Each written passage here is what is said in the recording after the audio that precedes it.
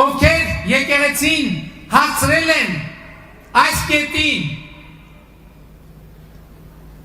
որ այն հնարավորություն լինի ոմանց մտքով անցնել, որ կարելի է օգտագործել որպես հենակետ ընդդեմ Հայաստանի Հանրապետության, այս մարդիկ հենց մեր եկեղեցու կարգի համաձայն հերձված են դարձել։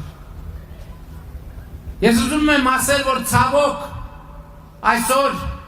եկեղեցու փաստացի պետը եւ իր վերնախավը, իր ձևավորած նեղ շրջապատը ըստ էության մենք պետք է արձանագրենք, որ աղանդավորական տրամաբանության մեջ են, հերձվածի մեջ են։ Սա նշանակում է, որ մենք մեր եկեղեցին, Հայաստանյան առաքելական Սուրբ եկեղեցին պետք է ազատենք հերձվածից։ Մենք եկեղեցին պետք է վերադարձնենք ժողովրդին։